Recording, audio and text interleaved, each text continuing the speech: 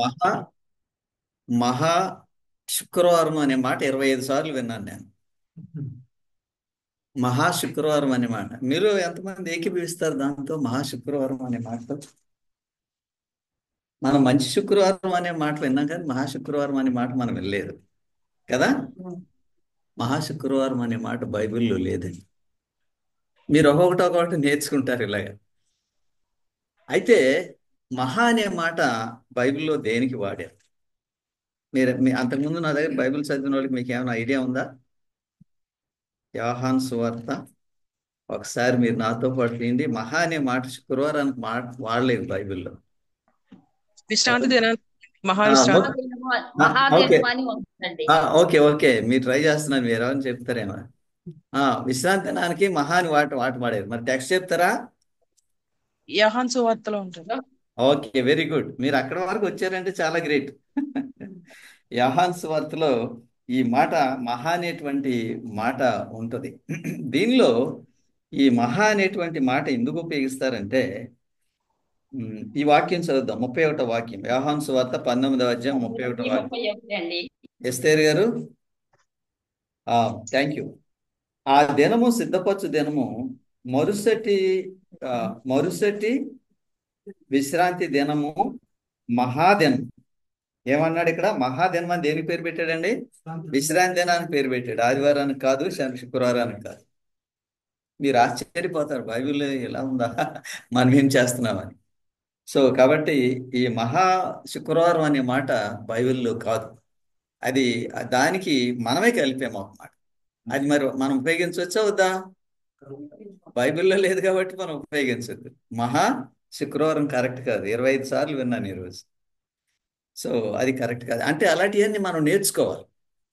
మహా అనేటువంటి మాట దేనికి ఉపయోగించాడు? కేవలం విశ్రాంతి దినానికి మాత్రమే వాడాడు. సాధారణంగా పరిశుద్ధ ఆదివారం అనే మాట కూడా వాడతారు. పరిశుద్ధ ఆదివారం అనే మాట కూడా బైబిల్లో లేదు. మీరు ఆశ్చర్యపోతారు. నెహెమ్యా 1:9-14 చదవండి. నెహెమ్యా 9:14. చదవండి ఎవరైనా సరే. పరిశుద్ధ వారికి ఉమ్, ఈ పరిశుద్ధమైన పరిశుద్ధమైన విశ్రాంతి దినమును ఆచరింప ఇచ్చి ఆజ్ఞ ఇచ్చి నీ దాసుడైన నీ దాసుడని. చాలు, పరిశుద్ధ విశ్రాంతి దినం, పరిశుద్ధ ఆదివారం కాదు. మీరు ఇక్కడికి వస్తారనుకోండి, మీకు చాలా విషయాలు తెలుస్తాయి. సో మీరు అదృష్టవంతులు. జూమ్ లో ఉన్న వాళ్ళు, మీరు దేవుని వాక్యం చదువుకోవడానికి ఇక్కడికి వస్తున్నారు. అలాగూ ఎవరు నేర్చుకుంటారో వాళ్ళే సత్యం ప్రక్కన ఉంటారు.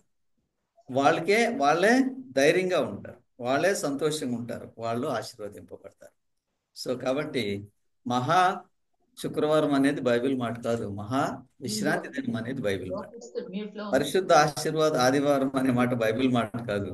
పరిశుద్ధ విశ్రాంతి దినం అనేది బైబిల్. ఇది లోకస్తులు కాబట్టి దేన్ని కనిపిస్తుంది. ఇక్కడ తోటి మన బైబిల్ స్టడీ తోటి మనము ముందుకెళ్దాం. బయటలో ఉంటే నేను చేస్తారు. మన ఇంటికి అసలు మా అడ్వాన్స్ ఆదివారం తణుకులో ఆడాలి ఇంటి కూడా అన్నారు. తణుకులో సెవెంత్ డే అడ్వెంటిస్ట్ చర్చ్ వారు రివైవల్ మీటింగ్ నడుపుతున్నారు. ఆ రివైవల్ మీటింగ్ టాపిక్ ఏంటంటే క్రీస్తు యేసునందు నూతన జీవితం. దీనిని వాళ్ళు లైవ్ లో పెట్టాలని ఆలోచన చేస్తున్నారు. లైవ్ లో పెట్టడానికి ఎవరైనా డొనేషన్ ఇవ్వాలని ఎదురు చూస్తున్నారు.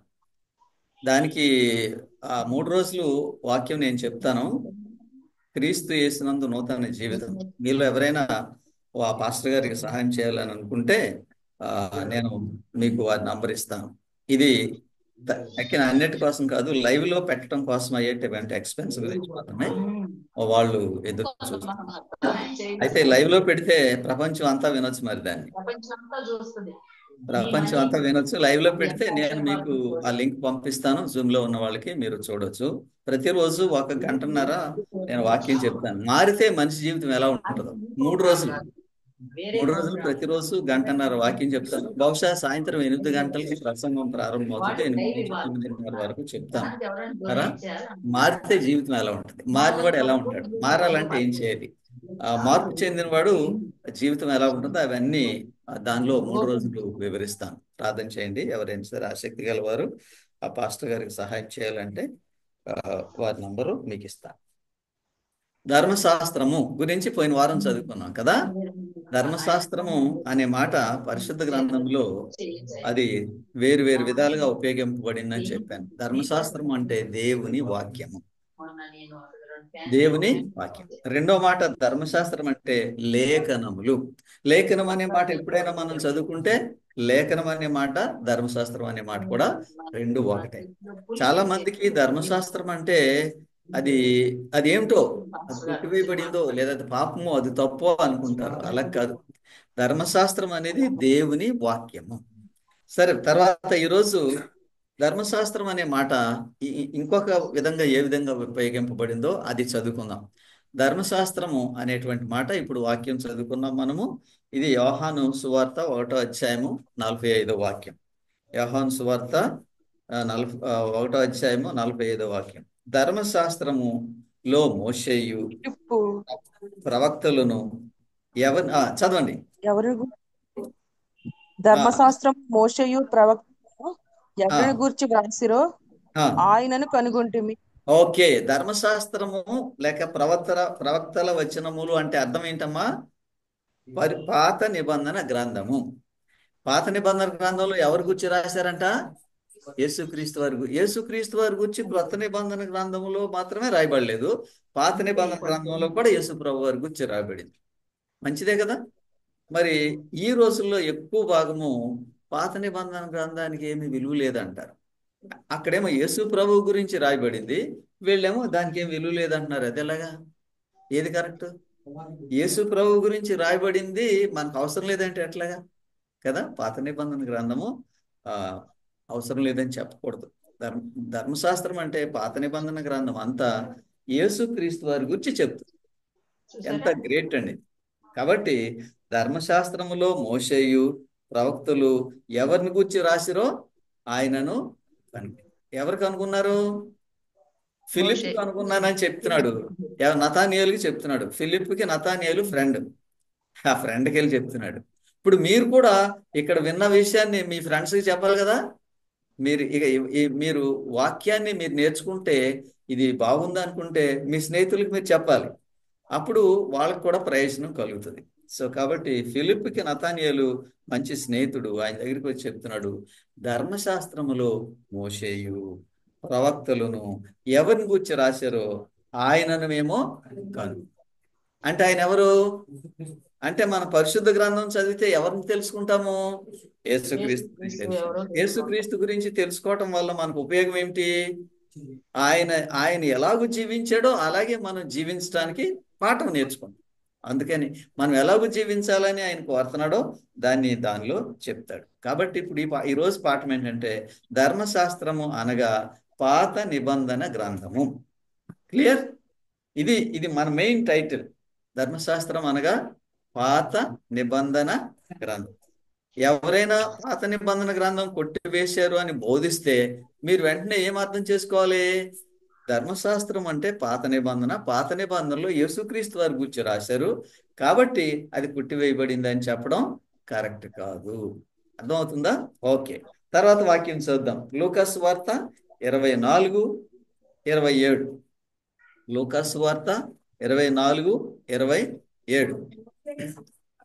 మోషేయు సమస్త ప్రవక్తలను మొదలుకొని లేఖనములన్నిట్లో, అందుకే నేను పోయిన వారం చెప్పాను మీకు, లేఖనం అంటే ఏమిటని చెప్పాను? ధర్మశాస్త్రం. లేఖనం అంటే పాత నిబంధన గ్రంథం. లేఖనం అనే మాట చెప్పిన పాత నిబంధన లేకపోతే పాత నిబంధన గ్రంథం అని చెప్పిన వాక్యము అని చెప్పిన ఈ మాటలన్నీ ధర్మశాస్త్రానికి వర్తిస్తాయి. ధర్మశాస్త్రం అంటే అది ఏదో ప్రమాదకరం అయింది, దాని జోలికి మనం పోకూడదు, దానివల్ల మనకు నష్టం, అసలు ఆ మాట పలకటానికి కూడా చాలా మంది భయపడతారు. కానీ ధర్మశాస్త్రం అనేది లేఖనం అని చెప్పాడు. ధర్మశాస్త్రం అనేది దేవుని వాక్యం అని చెప్పాడు. ధర్మశాస్త్రంలో ఎవరి గురించి రాయబడిందని చెప్పాడు? యేసుక్రీస్తు గురించి. యేసుక్రీస్తుని గురించి రాయబడిన ధర్మశాస్త్రం మరి ఉండాలా వద్దా? ఉండాలి. ఎవరైనా ఇది అవసరం లేదని అంటే మనం అది వినకూడదు అన్నమాట. ఓకే, కంటిన్యూ చేద్దాం మన స్టడీలో. తర్వాత మనము ఈ పాఠంలో మనం ఏమి నేర్చుకుంటామంటే ధర్మశాస్త్రం అనేటువంటి మాట వేటికి ఉపయోగించారో దాన్ని మనం చదువుకుంటాం. అందులో ఇది మొట్టమొదటి పాఠం. ఓకే, ఇంకొక వాక్యం చదువుదాం. ఇంకొక వాక్యం ఏంటంటే లూకాసు వార్త 24:44. లూకాసు వార్త ఇద్దరాయన అంతటా ఆయన మోషే ధర్మశాస్త్రంలోను మోషే ధర్మశాస్త్రంలోను ప్రవక్తల గ్రంథములోను కీర్తన గ్రంథములోను నన్ను గూర్చి రాయబడినవన్నీ నెరవేర్చి నెరవేరవలనని నేను మీ వద్ద ఉండినప్పుడు మాటలు మీతో చెప్పిన మాటలు నెరవేరినవని. వండర్ఫుల్. అంటే ఇక్కడ మూడు మూడు మాటలు వాడాడండి. ఒకటి మోషే ధర్మశాస్త్రం, అంటే మోషే రాసిన 5 పుస్తకాలు. రెండవది ప్రవక్తలు, మూడవది కీర్తనలు. అంటే ఎందుకు ఈ 3 చెప్పాడంటే యూదులు పాత నిబంధన గ్రంథాన్ని 3 భాగాలు చేశారు. యూదులు పాత నిబంధన గ్రంథాన్ని 3 భాగాలు. మొట్టమొదటి భాగం మోషే రాసిన 5 పుస్తకాలు, రెండవది ప్రవక్తలు రాసిన గ్రంథాలన్నీ. పాత నిబంధన మనకి తెలిసినంత వరకు పాత నిబంధన గ్రంథంలో క్రొత్త నిబంధన గ్రంథంలో కలిపి 80 మంది ప్రవక్తలు ఉన్నారు. కానీ 80 మంది ప్రవక్తలు, ఎక్కువ మంది ప్రవక్తలు పాత నిబంధనలోనే ఉన్నారు. ఈ పాత నిబంధనలో ఉన్న ప్రవక్తలు అందరూ యేసుక్రీస్తు గురించి రాశారంట. ఇది ఇంకెంత ఆశ్చర్యమో చూడండి. పాత నిబంధనలో ఉన్న ప్రవక్తలందరూ యేసుక్రీస్తు గురించి రాశారు. తర్వాత కీర్తనల్లో కూడా యేసుక్రీస్తు గురించి రాయబడిందంట. ఆయన చెప్తున్నాడు, ఏవైతే ప్రవక్తలు అంతకు ముందు రాశారో అవన్నీ యేసుక్రీస్తు మందు నెరవేరినాయి అంట. ఆయన జన్మ, ఆయన జీవితము, ఆయన శ్రమ, ఆయన మరణము, ఇవన్నీ ముందే రాశారు. అవన్నీ నెరవేరినాయి. అయితే ఇప్పుడు మీ అందరికీ ఒక ప్రశ్న అడుగుతాను. యేసు ప్రభు వారు ఎక్కడున్నారు? పరలోకము. పరలోకం అంటే సరిపోదండి. కుడి పార్శ్వము. ఓకే, మనం ఏం చెప్పాలంటే యేసు క్రీస్తు వారు పరలోకములో దేవుని సింహాసనం మీద ఆసీనులై ఉన్నారు. ఓకే, అది కరెక్ట్ గా చెప్తాడు హెబ్రీయులకు రాసిన పత్రికలో. తండ్రి కుడిపార్శ్వమున ఆసీనుడై ఉన్నాడు యేసు ప్రభు వారు.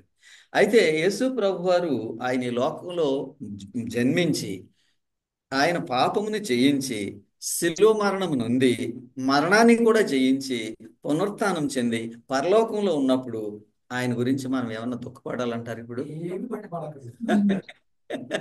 కదా, ఏమి దుఃఖపడ. ఆయన ఎక్కడున్నారు ఇప్పుడు? పరలోకంలో ఉన్నారు. అందుకే యేసు ప్రభు వారు అన్నారు, యెరూషలేము కుమార్తెలారా, బాగా జ్ఞాపకం ఉంది మీకు, మీకోసము మీ పిల్లల కోసం ఏడవండి, నా కోసం మీరు ఏడవద్దారండి. దయచేసి లెంట్ అనేది 0. అర్థమైందా? లెంట్ అనేది 0. దీనికి ఏం మార్కులు లేవండి. అసలు ఇన్ని రోజులు మనం శ్రమ పడవలసిన అవసరం ఏమీ లేదు. యేసుప్రభు వారు పరలోకంలో ఉంటే మనం ఎందుకు ఆయన కోసం శ్రమ పడతాం? దానికి తోడు ఆయన చెప్పారు, మీరు నా కోసం ఏడవద్దు, మీకోసం ఏడవండి అన్నాడు. సో కాబట్టి నేను వాక్యము ఏమి మొహమాటం లేకుండా చెప్తాను. అర్థమైంది? ఎందుకంటే అలాగే చెప్పాలి వాక్యం. అలా చెప్పినప్పుడే మనుషులకి అది ఉపయోగపడుతుంది. ఎవరినో సంతోష పెడదామని వాక్యం చెప్తే అన్ఫిట్ పాస్టర్గా ఉండడానికి. ఖచ్చితంగా మనుషులకి ఏది కావాలో దాన్ని ఓపెన్గా చెప్పాలి. అర్థమైందా? మీరు నేర్చుకుంటే మీరు ధన్యులు అవుతారు, నాకు ఎంతో సంతోషం ఉంటుంది. సో కాబట్టి ఇక్కడ ఏమంటున్నాడంటే, మనం ఏం నేర్చుకుంటున్నాం? యేసుక్రీస్తు వారి గురించి పాత నిబంధనలో రాయబడింది. ఆయన అంటున్నారు, నన్ను గూర్చి చెప్పినవన్నీ కూడా నెరవేరినాయి. ఆయన శ్రమ, మరణము, దుఃఖము,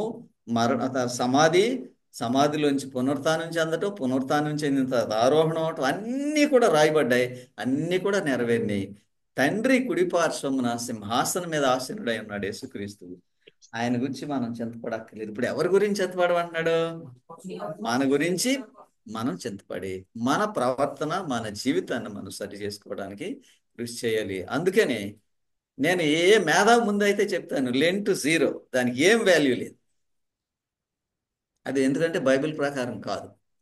సో కాబట్టి యేసుక్రీస్తు గురించి చెప్పినవన్నీ కూడా నెరవేరినాయి. కాబట్టి ఎక్కడ రాశాడు యేసుక్రీస్తు గురించి? ధర్మశాస్త్రం అంటే ఏంటి? ఈ పాఠంలో పాత నిబంధన గ్రంథము. ఓకే, ఎవరైనా బోధించే పాస్టర్ గారులు వచ్చి అది ఎందుకులేమో పాత నిబంధన గ్రంథం అంతా కొట్టివేశాడు అని అంటే మాత్రం ఆయన అన్ఫిట్ అనమాట. ఆయన వాక్యంకి మీరు వినక్కర్లేదు, ఆయనకి బైబిల్ తెలియదు అనమాట. నేను ముక్కుసూటిగా మీకు అందరికీ చెప్తాను. తర్వాత మనము క్రొత్త నిబంధన గ్రంథంలో ఈ ధర్మశాస్త్రం అనే మాట ఒకటి ఉపయోగించి యేసుక్రీస్తు వారే స్వయంగా ఒక మాట చెప్పారు. యోహాను సువార్త 12:34 ఎవరు చదువుతారు? ఎవరు చదవలసింది? యోహాను సువార్త 12:34. జనసమూహము క్రీస్తు ఎల్లప్పుడూ ఉండునని ధర్మశాస్త్రము చెప్పుట వింటిని. అంటే యేసు క్రీస్తు వారు ఎల్లప్పుడూ ఉంటారు అని ఎవరు చెప్తున్నారు? వాళ్ళకి బైబిల్ ఎంత తెలుసో చూడండి. వాళ్ళు చెప్తున్నారు క్రీస్తు ఎల్లప్పుడూ ఉంటాడు. వాళ్ళ మధ్యలో వాళ్ళు చర్చించుకుంటున్నారు. అయితే ధర్మశాస్త్రము క్రీస్తు ఎల్లప్పుడూ ఉంటాడు అని చెప్పిన ఈ మాట ఎక్కడ రాయబడింది అనమాట? అంటే ఈ క్రీస్తు ఎల్లప్పుడూ ఉంటాడని చెప్పే మాట ఎక్కడ రాయబడింది అనమాట?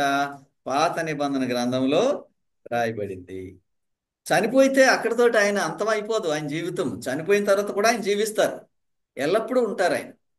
చనిపోతే దేవుళ్ళు అనేవాళ్ళు, చనిపోయిన వాళ్ళు కొంత చరిత్రలో మనం చదువుతాం. ఆ దేవుడు ఆ దేవుడు మళ్ళీ లేవలేదు కదా. ఇప్పుడు చాలా మంది చనిపోయి లేవని దేవుళ్ళని ఆరాధన చేస్తున్నారు మనుషులు. పేర్లు చెప్తే బాగుంది. కాబట్టి యేసు ప్రభు వారు చనిపోయి లేచారు, తక్కిన వాళ్ళు చనిపోయి లేవలేదు. ఉదాహరణకి గురునానక్ అని ఆయన మత గురువు. ఆయన చెప్తాడు నేను చనిపోయిన తర్వాత లేస్తానని. చనిపోయిన తర్వాత లేస్తాడేమో అని ఆయన చనిపోయేటప్పటికి ఆయన దగ్గర ఉన్న శిష్యులు 2 భాగాలు అయ్యారు. ఒక శిష్యులు ఒక సగం మంది శిష్యులు కుడి ప్రక్కని, సగం మంది శిష్యులు ఎడం ప్రక్కని, ఆయన శవం ప్రక్కని కనిపెట్టారు ఈయన లేస్తాడేమో. ఎన్ని రోజులు చూసినా లేవలేదు, సమాధి చేశారు ఆయన. సో కాబట్టి చనిపోయి లేచిన వాడు యేసుప్రభు ఒక్కడే, యేసుక్రీస్తు ఒక్కడే. ఆయన చనిపోయి లేచాడు. అందుకే చెప్తున్నాడు ఆయన చనిపోయిన తర్వాత కూడా ఆయన ఉనికి ఉంటుంది. అందుకనే ఇక్కడ చెప్తున్నాడు ఎవరంటారు యేసుక్రీస్తు ఎల్లప్పుడూ ఉంటాడు అనేటువంటి మాట చెప్పాడు. మరి ఎక్కడ రాయబడింది ఇది చదువుకుందాం. మాకు పాత నిబంధనలు ఎక్కడ రాయబడిందో చెప్తాను రెఫరెన్స్ మీకు. యెషయా 9:6-7 రెండు కలిపి చదవండి. యెషయా 9:6-7. ఓకే. ఎలాగనగా మనకు కుమారుడు అనుగ్రహింపబడెను, ఆయన భుజం మీద రాజ్యభారం ఉండెను. ఆశ్చర్యకరుడు, ఆలోచనకర్త, బలవంతుడగు దేవుడు, నిత్యుడగు తండ్రి, సమాధానకర్తయగు. మీరందరూ ఎన్నోసార్లు ఈ వాక్యం క్రిస్మస్ టైంలో వాడతారు. ఎవరి గురించి ఇది కదా? క్రిస్మస్ టైంలో ఈ వాక్యం వాడతారు. యేసుక్రీస్తు వారి గురించే కదా. నేను చెప్పకుండా మీరే చెప్తున్నారు, మీతో కూడా చెప్పిస్తాను. సో ఇది యేసుక్రీస్తు గురించి ధర్మశాస్త్రంలో రాయబడింది అన్నాడు. ఈ ధర్మశాస్త్రంలో ఎక్కడ రాయబడింది అనే వాక్యాన్ని మనం చూస్తున్నాం. యెషయా గ్రంథము 9వ అధ్యాయము 6-7 వాక్యాల్లో యేసుక్రీస్తు వారు ఎల్లప్పుడూ ఉంటారు అనేటువంటి వాక్యాన్ని చెప్పాడు. ఇప్పుడు ధర్మశాస్త్రం గురించి ఒక ఆలోచన ఏంటంటే పాత నిబంధన గ్రంథము ఇప్పుడు మనకు అవసరం లేదు అని అంటున్నారు. కానీ ఈ మాటలు చదివిన తర్వాత మీ అభిప్రాయం ఏంటి? యేసుక్రీస్తు వారి గురించి రాయబడింది కాబట్టి అది అవసరం, మనకి అవసరం కాదు అని మనం అనుకోకూడదు. అయితే ఏమైందంటే ఇప్పుడు ట్రైనింగ్ అనేది, పాస్ట్ ట్రైనింగ్ అనేది ఏ శైలిలో ఉందో చెప్తాను మీకు. 3 నెలలకి ఉందండి ట్రైనింగ్, 6 నెలలకు ట్రైనింగ్ ఉందండి, సంవత్సరానికి ఒక ట్రైనింగ్ ఉందండి, 4 సంవత్సరాలకు ఒక ట్రైనింగ్ ఉందండి, 6 సంవత్సరాలకు ఒక ట్రైనింగ్ ఉండాలి, 12 సంవత్సరాలకు ఒక ట్రైనింగ్. మరి 1 సంవత్సరం ట్రైనింగ్ అయినోడికి 12 సంవత్సరాల ట్రైనింగ్ అయినోడికి తేడా ఉంటుందంటారా? నేను 12 సంవత్సరాల ట్రైనింగ్ అయినండి బై థియాలజీ.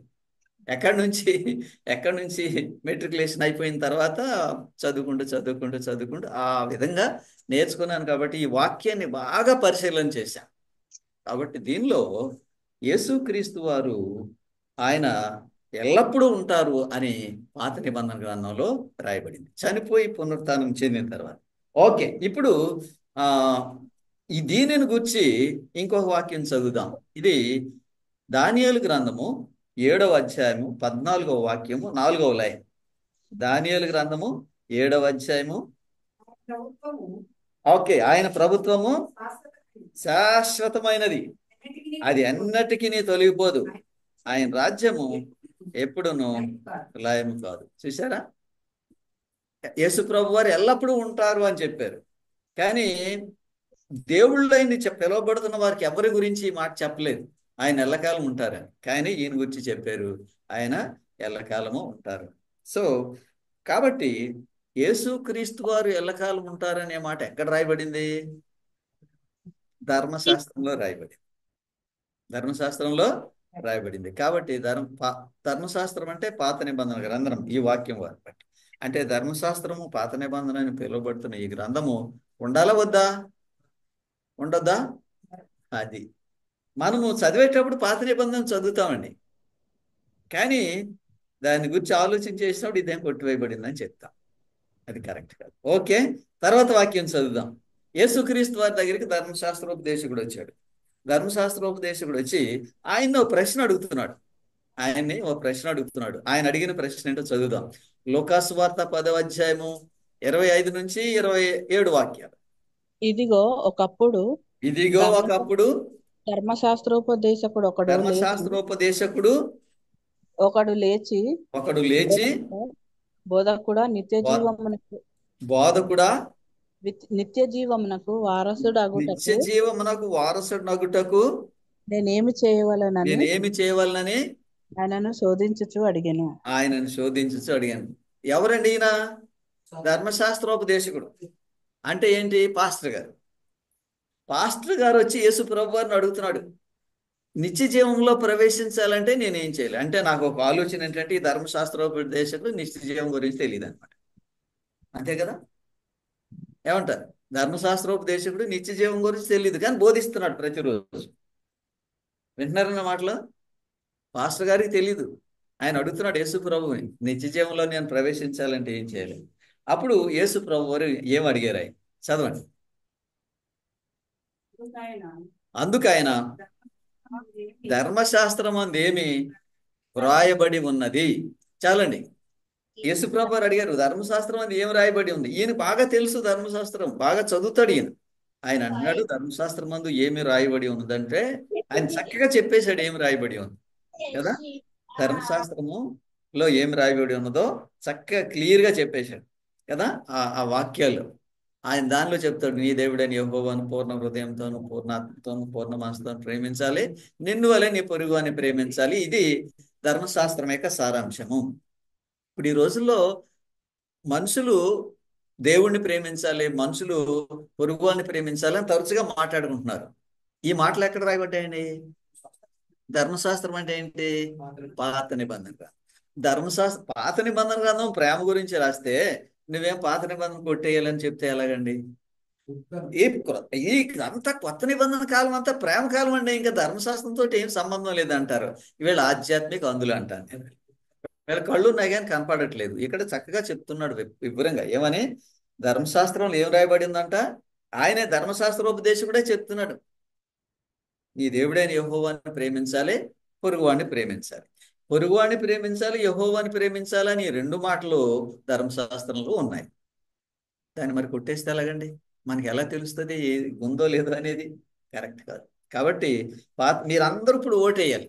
ధర్మశాస్త్రము పాత నిబంధన గ్రంథము ఉందా లేదా? ఇప్పుడు ఉన్నది. ఉన్నదండి. Very good. పాత నిబంధన గ్రంథంలో ధర్మశాస్త్రం అనేది ఉండాలి. ఉంటేనే మనకి యేసు ప్రభు వారి గురించి తెలుస్తుంది, దేవుడి గురించి తెలుస్తుంది, మన రక్షణ గురించి తెలుస్తుంది. చాలా కొంతకాలం కాదు, చాలా సంవత్సరాలు కొంతమంది పాస్టర్లు చిన్న పుస్తకమే పట్టుకుని వెళ్తారు. ఏంటంటే ఆ చిన్న పుస్తకం కొత్త నిబంధన. ఈ స్టైల్ గా ఇది పట్టుకుని వెళ్తారు. అసలు అంటే ఆయనకి బైబిల్ తెలియదు. ఇంకా ఆయన బైబిల్ చేతుల్లో లేకపోతే ఆయనకి తెలియదు. అది ఎప్పుడు చేయకూడదు. పరిశుద్ధ గ్రంథము అంతా మన దగ్గర ఉండాలి, అది చదవాలి. ఎవరైనా మనల్ని ప్రశ్నిస్తే తెలియనప్పుడు వాళ్ళకి దాన్ని వివరించాలంటే మన దగ్గర పరిశుద్ధ గ్రంథం అంతా కూడా ఉండాలి. ధర్మశాస్త్రంలో ఏం రాయబడిందని చెప్పాడు. తర్వాత ఇప్పుడు మనం లూకాసు వార్తలో ప్రేమ, దేవుణ్ణి ప్రేమించాలి, తోటి మనిషిని కూడా ప్రేమించాలి. మీ అందరికీ ఒక విషయం చెప్తానండి, అటువంటి ప్రేమ అనేది ఉంటే ఇటువంటి తగాదాలు ఉండవు. రైటేనని చెప్పేది? అటువంటి ప్రేమ అనేది ఉంటే మనం ఎప్పుడైతే ప్రేమిస్తామో అప్పుడే సహిస్తాం. అది ఆ సహనం అనేది ప్రేమ వల్ల వస్తుంది. ఇది ఎవరు నేర్పుతున్నారు? ఇది ధర్మశాస్త్రం నేర్పుతుంది మనకి. సో దానిని బట్టి ఎవరైతే ఈ పాఠాన్ని అనుసరించి నడుచుకుంటారో నేను మీకు గ్యారంటీగా చెప్తాను, మీ జీవితం చాలా సంతోషం. మీకు వాక్యం తెలిస్తే మీరు చాలా బలంగా ఉంటారు, సంతోషంగా ఉంటారు.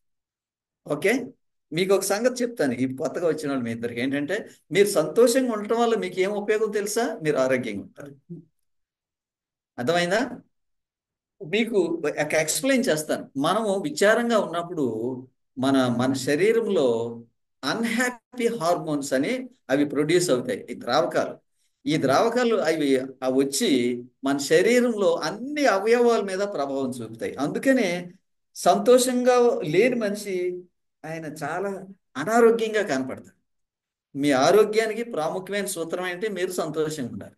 మీరు సంతోషంగా ఉండాలంటే దేవుని వాక్యం తెలియాలి. దేవుని వాక్యం తెలిస్తే మీరు సంతోషంగా ఉంటారు. ఓకే, కంటిన్యూ చేద్దాం. అపోస్తుల కార్యములు 28-23. అతనికి ఒక దినము నియమించి అతని బసలోనికి అతని యొద్దకు అనేకులు వచ్చిరి. ఉదయము నుండి సాయంకాలము వరకు ఉదయం నుండి సాయంకాలం వరకు అతడు దేవుని రాజ్యమును గూర్చి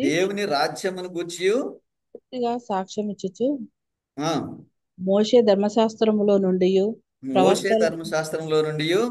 ప్రవక్తలలో నుండి సంగతులెత్తి యేసును గూర్చి వివరముగా బోధించుచు వచ్చాను. దీనిలో మోషే ధర్మశాస్త్రము నుండి ప్రవక్తల వచనము నుండి అనేటువంటి మాటలు ఉపయోగించాడు దీనిలో. అదే ఎవరది? ఏమిటది? దేవుని పాత నిబంధన గ్రంథం. తర్వాత దీనిలో నన్ను బాగా ఆకర్షించిన మాట ఏంటంటే ఉదయం నుండి సాయంత్రం వరకు బోధించాడండి. ఇది ఎంత ఆశ్చర్యం! మనం ఉదయం నుండి సాయంత్రం వరకు ఆరాధనలో కూర్చున్నాం అనుకోండి, మనం ఏం చేస్తాం చెప్పండి? విషయం బాగా అర్థమైంది. ఉదయం నుండి సాయంత్రం వరకు ఒకవేళ ఆరాధనలో కూర్చుంటే ఉదయం నుండి సాయంత్రం వరకు 12 గంటల టైం ఉంటే అందులో 9 గంటలు పాటలే పాడతాం. కానీ ఈయనేం చేస్తున్నాడు? వాక్యం బోధిస్తున్నాడు. నేను ఎప్పుడు ఇదే చెప్తున్నాను. ఎప్పుడు మనం ఎంత ఎక్కువ అయితే వాక్యం నేర్చుకుంటామో అంత ఎక్కువ మనకి ఆశీర్వాదం వస్తుంది, మనకు బలం వస్తుంది, సంతోషం వస్తుంది. ఇప్పుడు మీరు ఏమైనా నేర్చుకుంటున్నారా లేదా? మరి ఒకసారి వచ్చే ఇన్ని నేర్చుకుంటే మీరు ప్రతిసారి వస్తే ఇన్ని నేర్చుకుంటారు, జీవితం మారిపోద్ది. కాబట్టి ఇక్కడ ఏమంటున్నాడంటే ఉదయం నుండి సాయంత్రం వరకు అంట. నాకు ఎంత ఆశ్చర్యం! ఆయన ఉదయం నుండి సాయంత్రం వరకు వచ్చిన వాళ్ళకి అందరికీ వాక్యం చెప్తున్నాడు. నేను అనుకుంటున్నాను బహుశా పౌలుకి పాటలు పాడతాం రాదేమో కదా, పాటలు పాడతాం రాదేమో, అందుకని పాటల గురించి రాయలేదు ఆయన. అది కరెక్ట్ కాదు. పౌలుకి అన్నీ వచ్చు కానీ వాక్యానికి ప్రాధాన్యత ఇచ్చాడు. ఉదయం నుండి సాయంత్రం వరకు వాక్యమే చదువుతున్నాడు. వచ్చే శుక్రవారం సాయంత్రం ఇలాంటి మాట ఒక వాక్యం చదువుతాను మీకు, మీరు ఆశ్చర్యపోతారు. వచ్చే శుక్రవారం సాయంత్రం మన వాక్యం చదువుకునే టైం చెప్పాడు. దానిలో ఉదయం నుండి సాయంత్రం వరకు అపోస్తుడైన పౌలు రోమా పట్టణంలో జైల్లో ఉన్నాడు. జైల్లో ఉన్నా కానీ ఆయన వాక్యం వినటానికి మనుషులు వచ్చినప్పుడు ఆయన ఉదయం నుండి సాయంత్రం వరకు బైబిల్ చెప్తూనే ఉన్నాడంట. వండర్ఫుల్ కదా. ఆ విధంగా రోమా పట్టణాన్నిలో ఉన్న క్రైస్తవ సంఘాన్ని ఎవరూ స్థాపించలేదండి. కానీ ఈ విధంగా పౌలు బోధించిన బోధల వల్ల రోమపట్నంలో సంఘం ఏర్పడింది. రోమపట్నానికి ఎవరో ఒక మనిషి వెళ్ళి బోధించలేదు, కానీ ఈ విధంగా ఆయన దగ్గరికి వచ్చి నేర్చుకున్న వాళ్ళ వలన సంఘము ఏర్పడింది. కాబట్టి ధర్మశాస్త్రముల నుండి ప్రవక్తల వచనంలో నుండి సంగతులు ఎత్తి అంటే పాత నిబంధన గ్రంథాన్ని ఉపయోగించి పౌలు యేసుక్రీస్తు గురించి చెప్పాడు. పాత నిబంధన గ్రంథాన్ని ఉపయోగించి పౌలు ఎవరి గురించి చెప్పాడు? ఇప్పుడున్న పాస్టర్ గారులు అందరూ చేయవలసిన పని అది. పాత నిబంధన గ్రంథాన్ని ఉపయోగించి యేసుక్రీస్తు గురించి చెప్పాలి. అది ఆ విధంగా అసలు మన పునాది ఎక్కడుంది? పాత నిబంధన గ్రంథంలో ఉంది. పాత నిబంధన గ్రంథం అనేది హీబ్రూ భాషలో రాయబడినప్పటికీ అది మన పునాది. దానిలో నుండి యేసుక్రీస్తు వారు వచ్చి అనేకమైన సంగతులు మనం నేర్చుకుంటాం. ఓకే, మనకి ఈరోజు కొంచెం ఎక్కువసేపు చదువుకున్నా కానీ మనకి ఇబ్బంది ఉండదు అనుకుంటున్నాను. శ్రమకాలం అయిపోయింది కదా. చదువుకుందాం. వాక్యం చాలా ఇంట్రెస్టింగ్ ఉంటుంది బైబిల్ స్టడీ. సో ఈ తర్వాత వాక్యం ఏంటంటే అపోస్తుల కార్యములు 17వ అధ్యాయము 2-3 వాక్యాలు. అపోస్తుల కార్యములు 17వ అధ్యాయము 2-3 వాక్యాలు. పౌలు తన వాడుక చొప్పున సమాజపు వారి యొద్దకు వెళ్ళి క్రీస్తు శ్రమపడి మృతులలో నుండి లేచుట ఆవశ్యకమనియు నేను మీకు ప్రచురం చేయు యేసే క్రీస్తై ఉన్నాడనియు లేఖనములలో నుండి దృష్టాంతములనెత్తి విప్పి చెప్పుచు. ఇక్కడ లేఖనం అనే మాట ఉపయోగించాడు. ఈ లేఖనం అప్పుడు పౌలు ఏం ఉపయోగించాడండి? ఆయన ఏ పుస్తకం వాడాడు? టీచర్స్ మీరు చెప్పండి. ఈయన టెక్స్ట్ బుక్ ఏంటి? ఈ టెక్స్ట్ బుక్ ఏంటి? పౌలు టెక్స్ట్ బుక్ ఏంటి? పాత నిబంధన. పాత నిబంధన గ్రంథం. ఆయన మీకు ఏమంటారు, ఒక మాట ఉంటుంది తెలుగులో చక్కగా, టెక్స్ట్ బుక్ పాఠ్య గ్రంథం. పాఠ్య గ్రంథం ఏంటి? పాఠ్య గ్రంథం వీళ్ళకి పాత నిబంధన గ్రంథం. పాత నిబంధన గ్రంథాన్ని తీసుకుని పౌలు ఆయన ఈ సంఘంలో వారికి బోధిస్తున్నాడు. ఎవరి గురించి? క్రీస్తుని గురించి బోధిస్తున్నాడు. పాత నిబంధన గ్రంథం వాడాడు. ఈ రోజుల్లో ఎవరైనా సరే యేసుక్రీస్తు గురించి మాట్లాడితే కొత్త నిబంధనలో చదివితే తప్ప యేసుక్రీస్తు గురించి చెప్పలేరు. ఎన్నో వందల రెఫరెన్స్లు ఉన్నాయి పాత నిబంధనలో యేసుక్రీస్తు గురించి. మొట్టమొదటి రెఫరెన్స్ యేసుక్రీస్తు వారి గురించి, ఆదామా నువ్వు ఎక్కడున్నావు, ఆదామా నువ్వు ఎక్కడున్నావు అని ఆదాముని పిలిచింది యేసుక్రీస్తు. దీని మీద ఒక పాట కూడా ఉంది. ఏ సన్న స్వరమన్నా నీవెప్పుడైనా విన్నావా, ఏ సన్న స్వరమన్నా ఏదేను తోటలో ఆదాము చెడగా ఆ దేవుడే పిల్లచే. ఏసన్న ఏదేను తోట. అందరూ అనుకుంటారు కొత్త నిబంధనలో ఉన్నాడు యేసుప్రభు అని. ఏదేను తోటలో ఆదాము అవ్వలతో మాట్లాడింది యేసుక్రీస్తు. కాబట్టి ఇది యేసుక్రీస్తు గురించి మనం పూర్తి వివరాలు తెలియాలంటే పాత నిబంధన గ్రంథమే మనకు నేర్పుతుంది. అందుకని మీ అందరి దగ్గర పాత నిబంధన గ్రంథం, మీ బైబిల్లో పాత నిబంధన గ్రంథం, కొత్త నిబంధన గ్రంథం ఉంది. కానీ సందేహం పాత నిబంధన అవసరమా లేదా అని ఈ రోజుతోటి ఆ సందేహం పరిష్కారం. ఓకే, తర్వాత ఇంకొక వాక్యం చదువుదాం. ఇది అపోస్తుల కార్యములు 24వ అధ్యాయము 14వ వాక్యం. అపోస్తుల కార్యములు 24వ అధ్యాయము 14వ వాక్యం.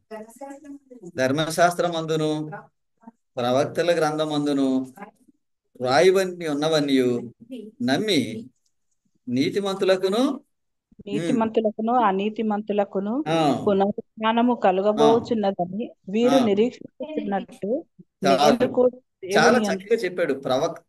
ధర్మశాస్త్రమునందును ప్రవక్తల గ్రంథమందును అంటే ఈ మాటలు దేనికి వర్తిస్తాయి? పాత నిబంధన గ్రంథానికి వర్తిస్తాయి.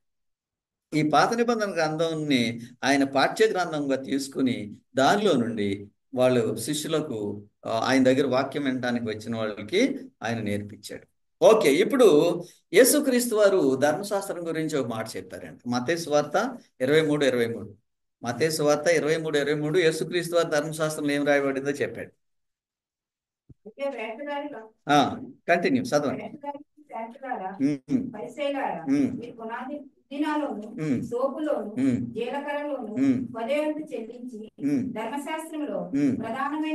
ధర్మశాస్త్రంలో ప్రధానమైన విషయములు అనగా న్యాయము, కనికరము. ఆగండి, ధర్మశాస్త్రంలో ప్రధానమైన విషయాలు ఏంటంట? 3 చెప్పాడు. న్యాయం ఉందండి ఈ రోజుల్లో? మీరు కోర్టుకి వెళ్ళినా కానీ న్యాయం జరగదండి. కోర్టుకి వెళ్ళినా సరే ఇది న్యాయము అని చెప్పడానికి కోర్టులో ఉన్న వాళ్ళకి కూడా అవకాశం లేదు. న్యాయాన్ని ఎప్పుడు ఏదో ఒక రకంగా ఏదో చేసి దాన్ని కప్పిపుచ్చడానికి ట్రై చేస్తారు. మీకు ఇంకొక సంగతి, మీరు ఎవరన్నా లాయర్ నమ్మి ఆ లాయర్కి డబ్బులు కట్టి నా కోర్టులో ఆయన వాదిస్తాడని మీరు అనుకుంటే అది పొరపాటే. అవతల పార్టీ వాడితో ఏకమవుతాడు, వాళ్ళిద్దరూ తైలో సహం తీసుకుంటారు. న్యాయం అనేది అసలు జరగదు. అర్థమైందా? కానీ ఇక్కడ చెప్తున్నాడు, దీనిలో ఏమంటున్నాడు? న్యాయము, కనికరము. మనకి ఎవరికైనా సరే అన్యాయం జరిగితే మనం దుఃఖపడకూడదండి. దేవుడు మనకు న్యాయం చేస్తాడు. అది మీరు ఎప్పుడైనా కావాలనుకుంటే నేను మీకు ఆ పాఠం బోధిస్తాను. దేవుడు న్యాయం చేస్తాడు. నాకు తెలుసు దేవుడు న్యాయం చేస్తాడు. ఒకవేళ అన్యాయం జరిగితే మనం ఊరికే తొందరపడిపోనక్కర్లేదు. మనం నిశ్శబ్దంగా ఉంటే దేవుడే మనం న్యాయం చేస్తాడు. వింటున్నారు నా మాటలు? ఈ న్యాయం చేస్తాడు దేవుడు అనే మాట ఎక్కడుందండి? పాత నిబంధనలో. పాత నిబంధనని ఏమని పిలిచారు? ధర్మశాస్త్రం అని పిలిచారు. న్యాయము, కనికరము, విశ్వాసం. ఈ 3 ప్రాముఖ్యమైన విషయాలంట పాత నిబంధన గ్రంథం. ఈ 3 ఏ సంఘంలో, క్రైస్తవ సంఘంలో ఉండవో అది దేవుని సంఘం కాదు. నేను చెప్పేది పాపం అంటారా? ఈ 3 ఏ సంఘంలో ఉండవో ఆ సంఘంలో అది దేవుని సంఘం కాదు.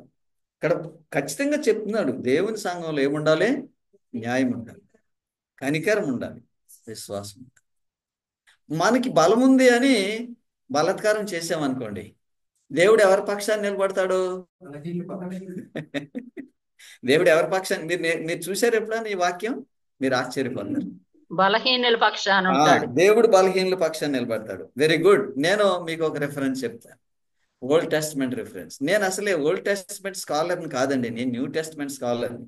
న్యూ టెస్ట్మెంట్నే బాగా చదివాను, కానీ బోధించాల్సి వచ్చినప్పుడు ఎప్పుడూ ఓల్డ్ టెస్ట్మెంటే బోధిస్తాను.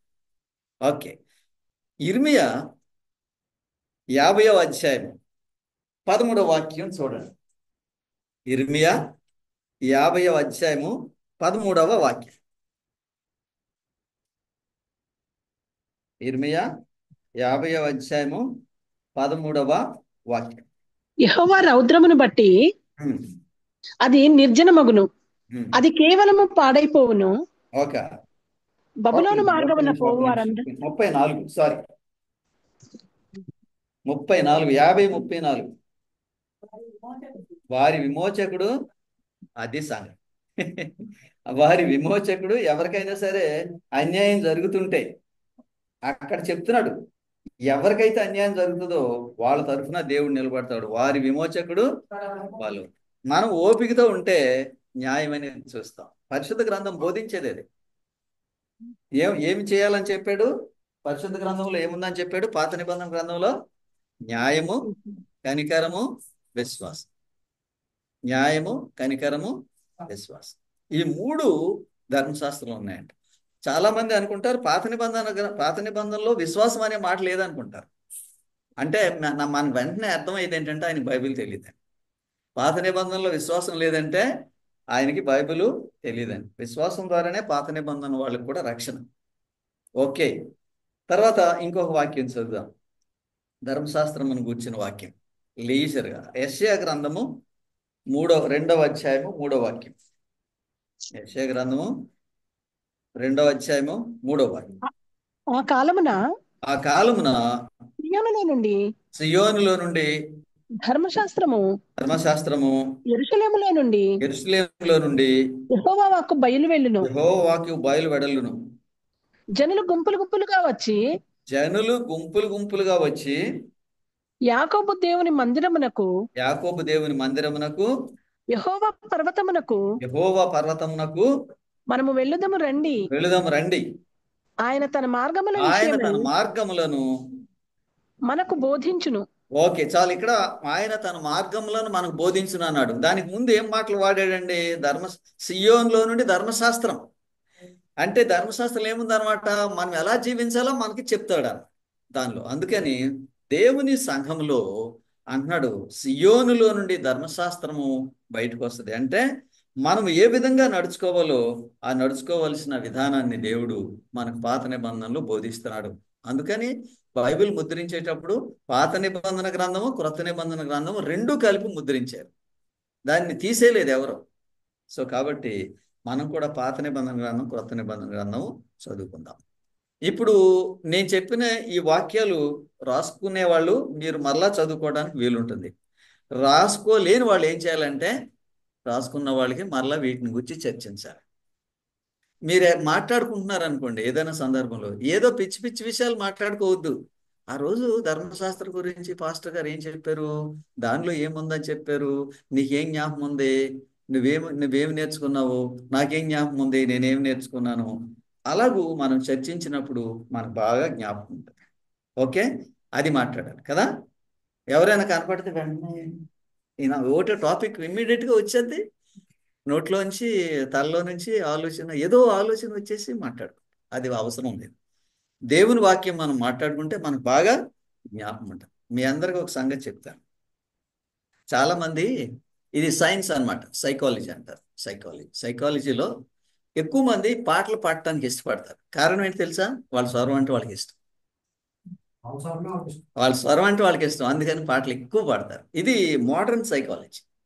నేను టీచర్స్కి కూడా టీచింగ్ చేసేవాడిని. నేను సైకాలజీ టీచింగ్ చేసేవాడిని. ఈ సైకాలజీ టీచింగ్ చేసేటప్పుడు ఇది ఒక పాయింట్ అన్నమాట. మనుషులు ఏదైతే ఇష్టపడతారో అది ఎక్కువ మాట్లాడతారు. ఏదైతే ఇష్టపడతారో అది ఎక్కువ మాట్లాడతారు. ఏదైతే ఇష్టపడతారో అది ఎక్కువ మాట్లాడటం వల్ల ఏమవుతుందంటే మన మైండ్ దాంతోనే ఆక్యుపై అయ్యింది. అర్థమైందా? మన మైండ్లో ఇదే ఉంటుంది, మనకి ఇష్టం ఇదే మాట్లాడాం కదా. తర్వాత మీకు ఇంకో ఆశ్చర్యమైన సంగతి చెప్తాను. మనం ఏదైతే ఎక్కువసార్లు మాట్లాడతామో అది మన మైండ్లో రికార్డ్ అయిపోద్ది. ఏదైతే ఎక్కువసార్లు మనం మాట్లాడతామో అది మన మైండ్లో రికార్డ్ అయిపోద్ది. ఇక అదే ఆలోచన ప్రతిసారి. అర్థమైంది? అందుకని ఇటువంటి విషయాలకు మనము అవకాశం ఇవ్వకూడదు. ఓకే. ఏదైతే మనం ఎక్కువ మాట్లాడతామో, ఏదైతే మనం ఎక్కువ తలస్తామో అదే మన మైండ్లో రికార్డ్ అవుతుంది. మీకు ఇంకొక సంగతి ఏంటి తెలుసా? మనిషి క్యారెక్టర్ అతని మైండ్లో ఏమున్నదో దాన్ని బట్టి అతని క్యారెక్టర్ అభివృద్ధి అవుతుంది.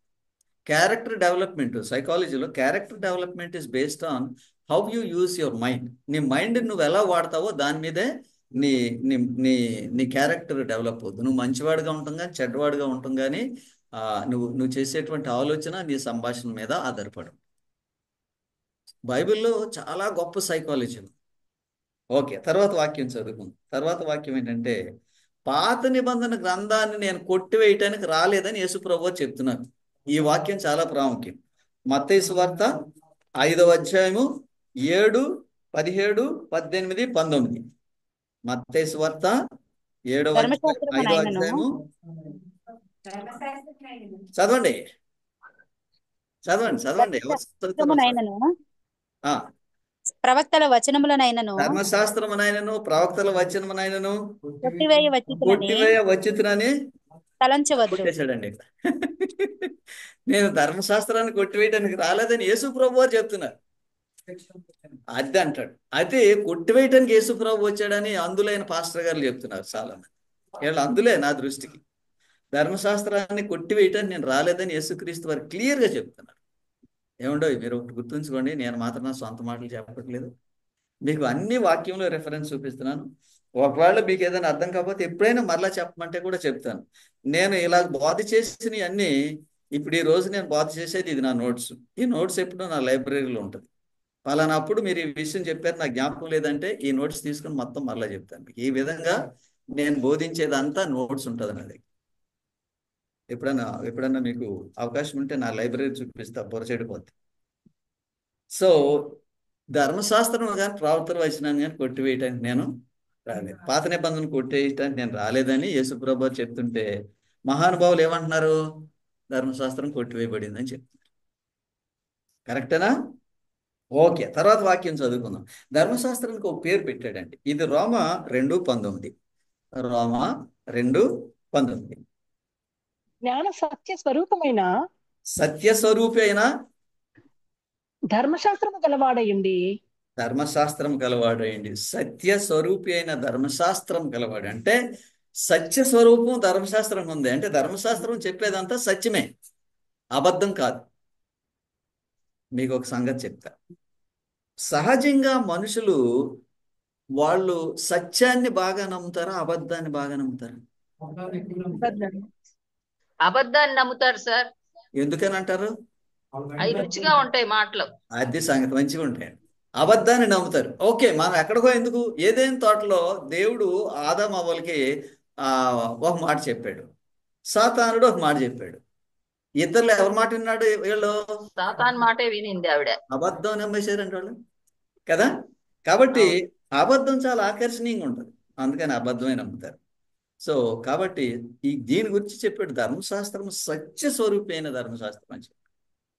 ఓకే, తర్వాత వాక్యంలో ధర్మశాస్త్రం అనే మాట కొత్త నిబంధనలో చూద్దాం. యోహాను సువార్త 7:51. యోహాను సువార్త 7:51.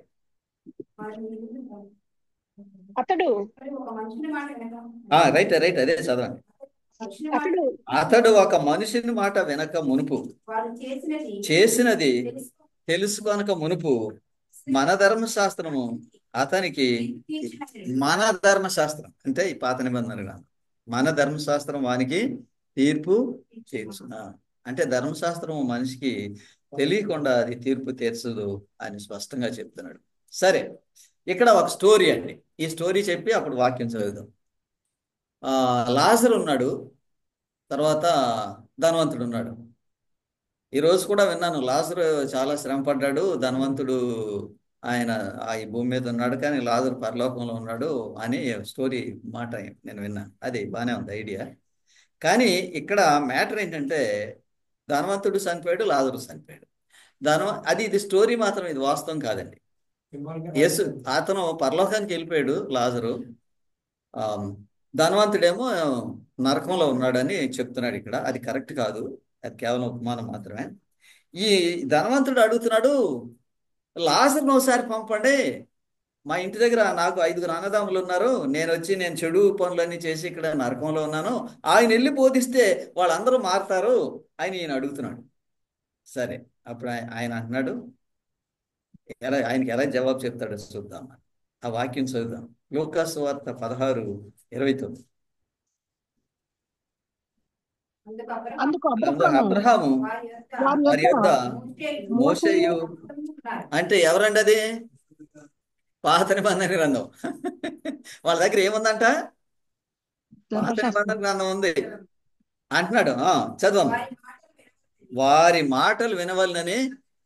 ఇప్పుడు మనం ఏమి నేర్చుకోవాలండి? ఇప్పుడు లాజరు ధనవంతుడికి చెప్తున్నాడు, అక్కడ ప్రవక్తలు ఉన్నారు, ఆ తర్వాత ఎవరున్నారు? మోషే ఉన్నాడు, ప్రవక్తలు ఉన్నారు, వాళ్ళ మాట వినాలి అని వాళ్ళకి చెప్పాడు.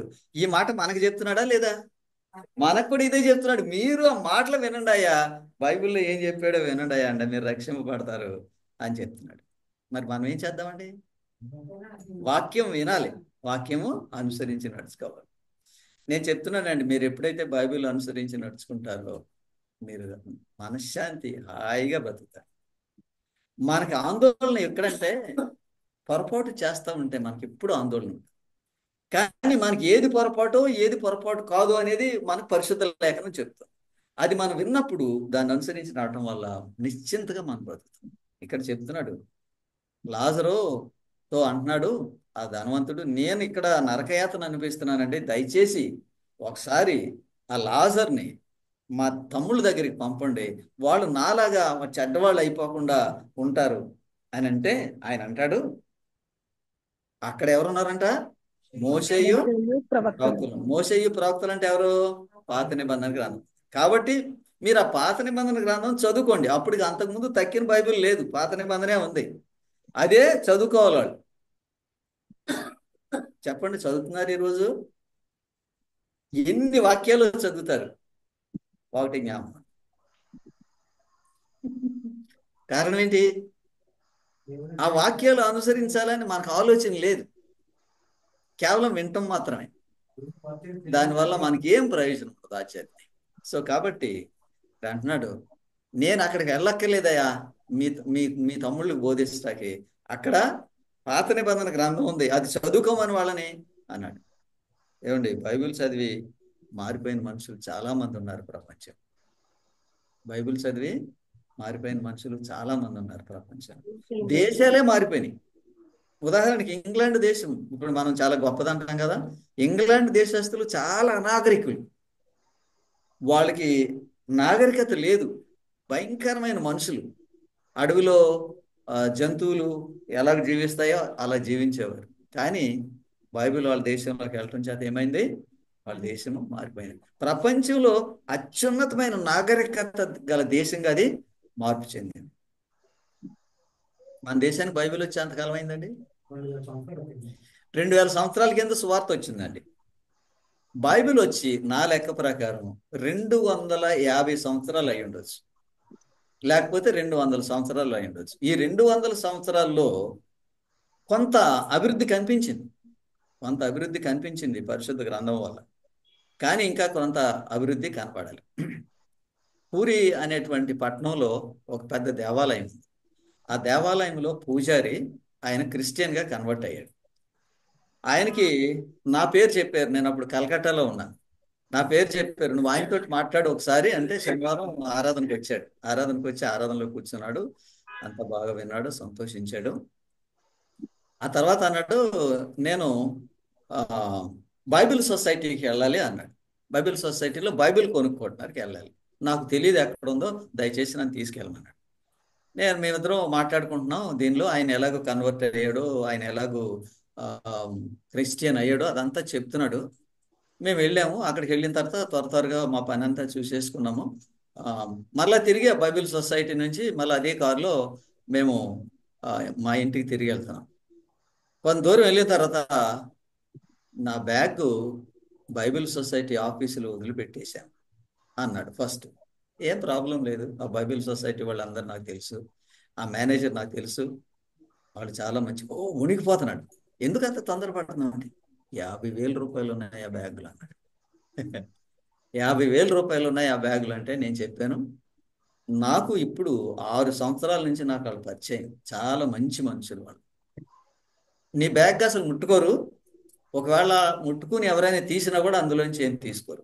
నేను నీళ్ళతో లావాదేవీలు చేస్తున్నాను 6 సంవత్సరాలుగా బైబిల్ సొసైటీ వాళ్ళతో, చాలా మంచి. అప్పుడు వరకు నేను వెళ్ళి కంగారుగానే ఉన్నాడు మనిషి. అప్పుడే కన్వర్ట్ అయ్యాడు, పూర్తిగా క్రిస్టియన్ కాదు. ఆ ఆ ఆ నిశ్చయత ఆయనకి రావట్లేదు. సరే దిగి గేట్లో దిప్పరు, త్వరగా పరిగెత్తారు, అక్కడ అంతా వెతికేస్తున్నాడు. అప్పుడు మేనేజర్, ఇదిగోండి మీ బ్యాగ్ అన్నాడు. అక్కడితో ఆగలేదు, ఆయన బ్యాగ్ ఇచ్చాడు, మా జిప్ వెంటనే లాగేశాడు. లాగేసి అంత కరెక్ట్గా ఉన్నాయో లేదో నేను చెప్పాను, నువ్వు లెక్క పెట్టుకోక్కర్లేదు, ఖచ్చితంగా వాళ్ళు ఆనెస్ట్ పీపుల్ అని చెప్పి. సో క్రిస్టియానిటీ అనేది ఎక్కడికి వెళ్ళినా సరే అది చాలా మహిమకరమైన పనులు చేస్తుంది. బైబిల్ సొసైటీ వాళ్ళు అంతా క్రిస్టియన్స్. సో ఆ విధమైన మార్పు అనేది వాళ్ళలో వచ్చింది అని అంటే కేవలము వాక్యం. ఇప్పుడు ఈ అన్యుడికి బైబిల్ తెలిసిన వాళ్ళకి మధ్య తేడా తెలిసిందా? ఎంత తేడా! ఆయన ఎంతో కంగారు పడిపోతున్నాడు.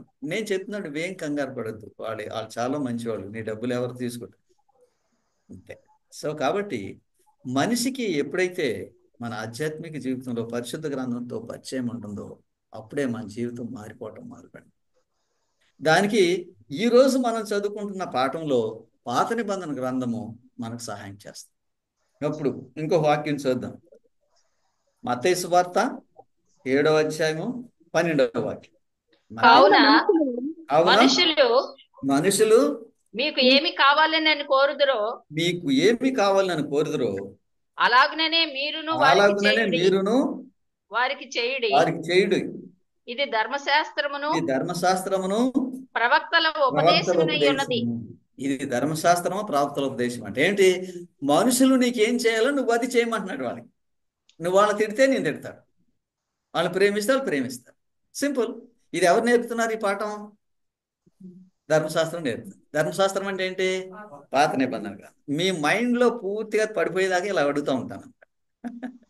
సో ధర్మశాస్త్రం అంటే పాత నిబంధన. పాత నిబంధన ఏం నేర్పుతుంది మనుషులకు? మనుషులు మీకేమి చేయవాలని కోరుదురో మీరు వారికి అలాగూ చేయుడి.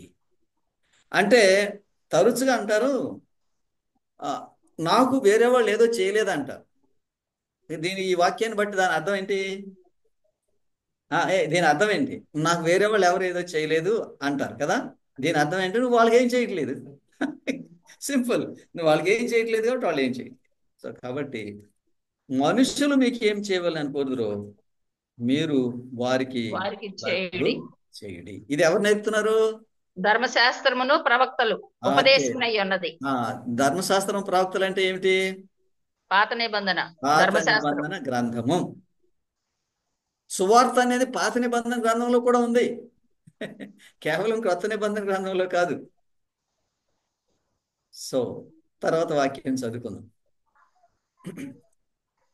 ఒక అధికారి యేసుప్రభు దగ్గరికి వచ్చి ఆ ప్రశ్న అడిగినప్పుడు మత్తయి సువార్త 22, 27, 37 నుంచి 40 వరకు దానిలో ఉన్న సారాంశం.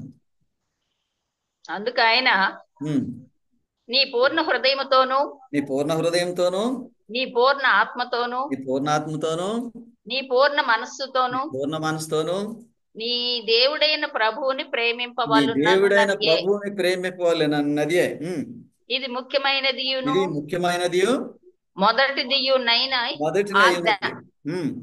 ఆజ్ఞ. నిన్ను వలె నీ పొరుగు వారిని ప్రేమింపవలెననేది రెండవ ఆజ్ఞయు దాని బట్టిదే. ఈ రెండు ఆజ్ఞలు ధర్మశాస్త్రం అంతటికిని ప్రవక్తలకును ఆధారమై ఉన్నవని. ఈ రెండు ఆజ్ఞల మీద ధర్మశాస్త్రం అంతా అంటే పాత నిబంధన గ్రంథం అంతా ఈ రెండే మాటలు చెప్తుందంట.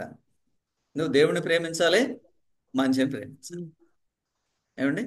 సో కాబట్టి ఇది ధర్మశాస్త్రం చెప్పేటువంటి మహా గొప్ప మాట. ఒక మనుషుడు భక్తిపరుడు అని పిలవాలనంటే ఆయన భక్తిపరుడు అని పిలవటానికి ఎలాగండి? షరత్ ఏంటి? అది చెప్దామండి. ఇప్పుడు వాక్యం చదువుదాం. ఒక మనుషుడు భక్తిపరుడు అవునో కాదో తెలియాలంటే అపోస్తుల కార్యములు 22:12 ఉందండి దానికి జవాబు. అంతటా ధర్మశాస్త్రము చొప్పున భక్తిపరుడును అక్కడ కాపురం ఉన్న యూదులందరి చేత. చాలండి, ధర్మశాస్త్రం చొప్పున భక్తిపరుడు అంట. ఒక మనుషుడు భక్తిపరుడు అని పిలువబడాలంటే ధర్మశాస్త్రం చదువుకోవాలి. సరిపోయిందా? కాబట్టి మనిషి భక్తి కలిగి ఉండాలంటే ధర్మశాస్త్రము చదువుకోవాలి. మనం ఎంత ధన్యులు బైబిల్ చదువుకుంటున్నాం. కానీ నేను ఏమంటానంటే చదువుకోవటంతో పాటు ఏముంటే మంచిది అనుకుంటారు? అది మీకు ఏది తెలుసో దాన్ని చెయ్యాలి. లేఖనాల్లో ఎక్కడైనా ఉందా? కేవలం వింటేనే మనకు ఆశీర్వాదం. ఇది హరికథా కాలక్షేపం కాదండి. మనుషుల జీవితాలు మార్చేటువంటి ఒక ఉత్తమైన సందేశం కదా. కాలక్షేపం కాదు. మనం కాలక్షేపం కోసమే ఎక్కువ చేస్తాం. అది కాలక్షేపం కాదు. మనిషి జీవితాన్ని మార్చడానికి ఉపయోగపడేటువంటి గొప్ప సాధనం పరిశుద్ధ గ్రంథం. అందులో ఈ పాత నిబంధన గ్రంథం. అంటే ధర్మశాస్త్రం చొప్పున భక్తిపరుడు అంటే నువ్వు భక్తిపరుడు అవునో కాదు అనేది ఎవరు తేలుస్తారు మీకు? ధర్మశాస్త్రం. ధర్మశాస్త్రం అంటే ఏంటి? ఇప్పుడు మనం చదువుకుంటున్న దాన్ని బట్టి పాత నిబంధన గ్రంథాన్ని చదువుకోవటం ద్వారా. చదువుకోవటం ఒకటే కాదు, వినువారు దేవుని దృష్టికి నీతిమంతులు కారు కానీ విన్నదాన్ని అనుసరించి వారే నీతిమంతులని పౌలు చెప్తాడు రోమా 2:2. కాబట్టి ధర్మశాస్త్రం అనేది దానిని బట్టి మనం కొలవబడతాం, మనం భక్తి పరులమా కాదా అని. ఓకే, తర్వాత వాక్యం. బహుశా ఈ వాక్యం అవసరం లేదేమో. 13-15 అది మనం విడిచిపెట్టేసి మీకు ఇంకొక వాక్యం చెప్తాను. ఒట్టి వింటేనే కాదండి, దాన్ని అనుసరించి నడవాలని చెప్పడానికి ఎక్స్ప్లెయిన్ చేయడానికి ఒక వాక్యం ఆడదాం. ప్రకటన 1:3. ప్రకటన 1:3. సమయము సమీపించినది కనుక ఈ ప్రవచన వాక్యములు చదువువాడును వాటిని విని ఇందులో వ్రాయబడిన సంగతులను గైకొను వారును ధన్యులు. సంగతి వినువాడు గైకొను వారు ధన్యులు. వినటం అనేది ఒక అదృష్టం అండి కదా. వినటం అనేది ఒక అదృష్టం, చాలా గొప్ప విషయం అది వినటం. రెండవ అదృష్టం ఏంటి? గైకొని వాడు ధన్యుడు అని చెప్పి. మనము యేసు ప్రభు వారు కొండ మీద చేసిన ప్రసంగంలో ధన్యుడు అనే మాట వాడారు కదా. ఆత్మ విషయమై దీనులైన వారు ధన్యులు. ఈ ధన్యులు అనేటువంటి మాట అక్కడ ఉపయోగించిన ఆ మాట, ఇక్కడ ఉపయోగించిన ఈ మాట రెండు ఒకటే. దానికి ఇంగ్లీష్లో ఏం చెప్పాడంటే బ్లెస్డ్ అన్నాడు. అంటే ఆశీర్వాదం పొందుతారు. దేవుని వాక్యము విని దాన్ని అనుసరించి నడిచిన వారు ఆశీర్వాదము పొందుదురు. బ్లెస్డ్ ఇంగ్లీష్లో. కాబట్టి మనం వినటం వల్ల మంచిదే, వినాలి. వినకపోతే మనకు వాస్తవాలు తెలియవు. కానీ విన్నదాన్ని అనుసరించి నడవటం వల్ల మనకి ఎక్కువ ఆశీర్వాదము కలుగుతుంది. సరే, ఇప్పుడు మన పాఠము చాలా వరకు ఆఖరికి వచ్చింది. ఇప్పుడు ఈ సందర్భంలో ఒక్కసారి ధర్మశాస్త్రం అనే మాట ఇప్పుడు వరకు దేనికి ఉపయోగింపబడిందో చూద్దాం. మొట్టమొదటిది ధర్మశాస్త్రము అంటే దేవుని వాక్యము. ధర్మశాస్త్రం అంటే లేఖనము. ధర్మశాస్త్రం అంటే పాత నిబంధన గ్రంథము. ఇంకా దీని తర్వాత ఇంకా 4 ఉన్నాయి. ఆ 4 తర్వాత చెప్తా. ఒక్కొక్క వారం, వచ్చే వారం 1, 2 చెప్తా.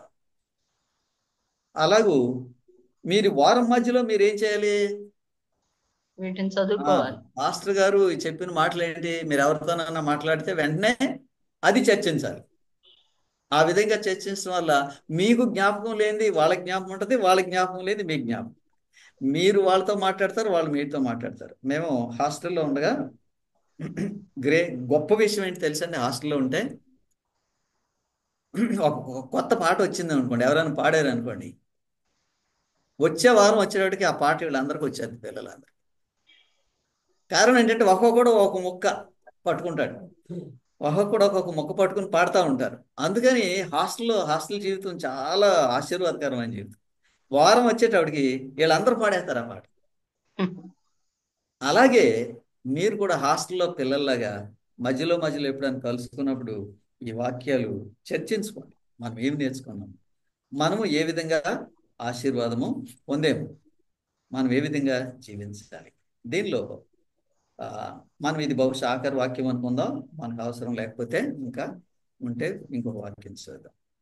119వ కీర్తన 18వ వాక్యం చదువు.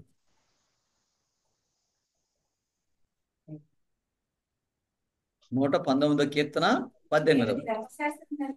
నేను నీ ధర్మశాస్త్రమునందు ఆశ్చర్యమైన సంగతులను చూచినట్లు ఆ కన్నులు తెరుము. ఆ ధర్మశాస్త్రం అంటే ఏమిటని మనం అనుకున్నాము?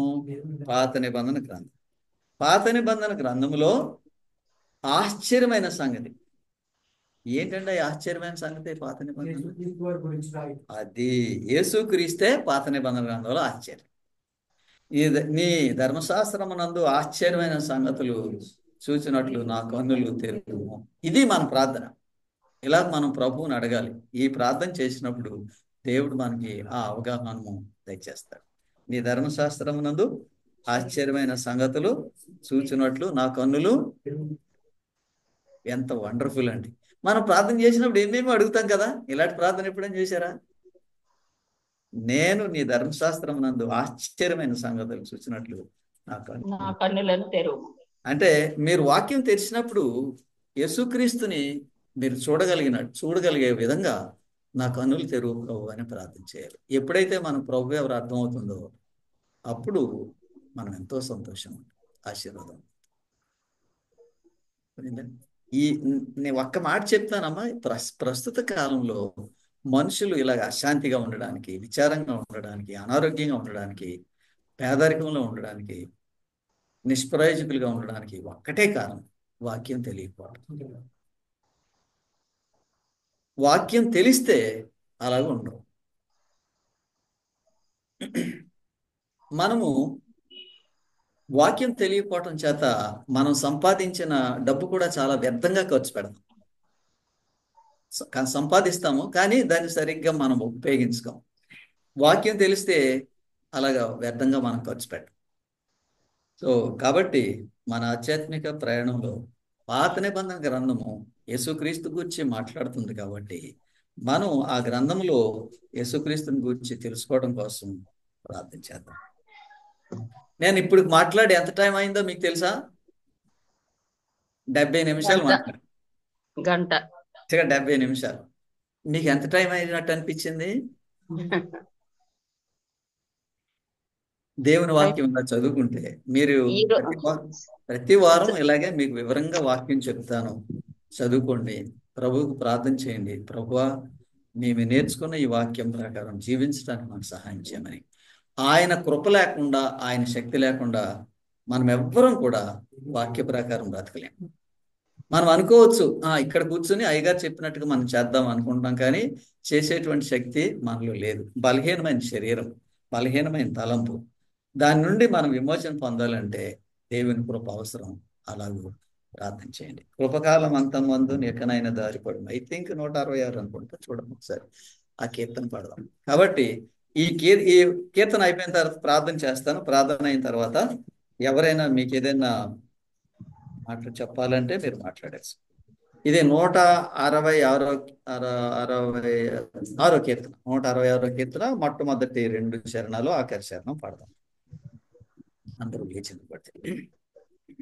కృపకాలమంతమందు ఇకనైనా దారి పడుమా, కృపకాలమంతమందు అపరాధములను చేసి రేపకు ప్రభుగాయములను, అపరాధములను చేసి రేపకు ప్రభుగాయములను, ఆపదకాలమునందు ఆశ్రయము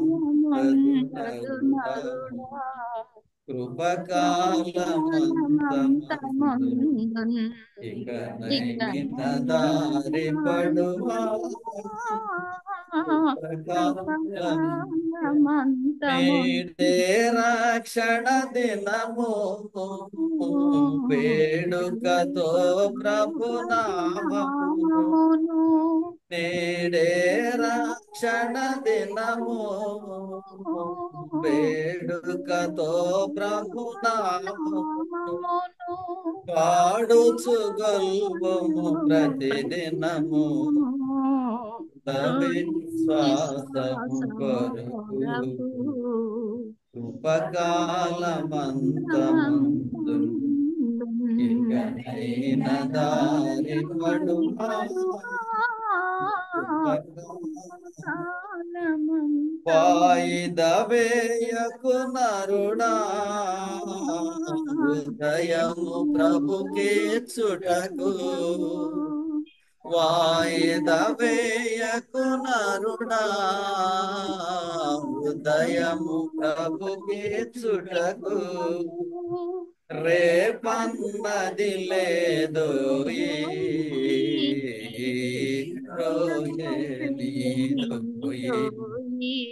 కృపకాలమంతమందున్ నైన దారి పడుమా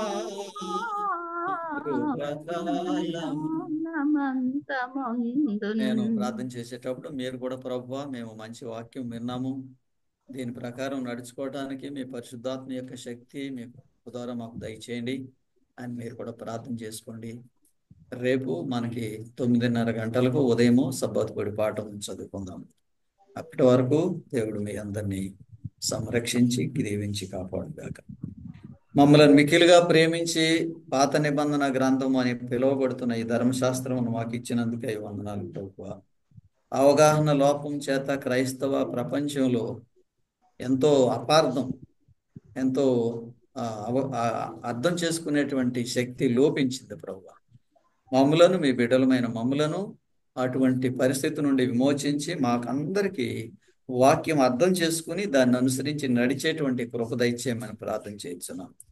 సభలోను జూమ్లోను మీ వాక్యం వినటానికి కూడి వచ్చిన వారిని అందరినీ ఆశీర్వదించండి తండ్రి. మేమందరము ఈ విధంగా ఆధ్యాత్మికంగా బలపడి మీకు ఘనమైన బలమైన సేవ చేయటానికి మాకు సహాయం చేయమని ప్రార్థన చేయించున్నాం తండ్రి. మీ లేఖనం ఎంతో విలువైంది. ఈ విలువైన ఈ లేఖనము మనుషులను మార్చుటకు శక్తి గలది. కాబట్టి ప్రభువా, ఈ వాక్యాన్ని మేము నేర్చుకుని అంగీకరించి మీకు లోబడి మీ ఘనమైన నామమునకు కీర్తి తెచ్చే విధంగా మాకు సహాయం చేయుదురని మీ కుమారుడైన యేసుక్రీస్తు నామమందు ప్రార్థన చేయించున్నాం తండ్రి. తండ్రి అయిన దేవుని ప్రేమయు, కుమారుడైన యేసుక్రీస్తు కృపయు, పరిశుద్ధాత్మని అన్యోన్య సహవాసము అందరిపైన సదాకాలం. అందరికీ వందనాలు. వందనాలండి. Happy Sabbath sir. మీకు వందనాలు సార్. Happy Sabbath. Happy Sabbath. Happy Sabbath. Happy Sabbath sir. Happy Sabbath Nageshwara. Okay, రేపు ఉదయం హ్యాపీ సాబత్ అండి సార్. Happy Sabbath. వందనాలండి. లెసన్ నెంబర్ చెప్పండి సార్. లెసన్ నెంబర్ చెప్పండి. రెండో లెసన్. మూడో lesson. Yes sir. Thank you sir. God bless you Nageshwara. సెలవు తీసుకున్నాం.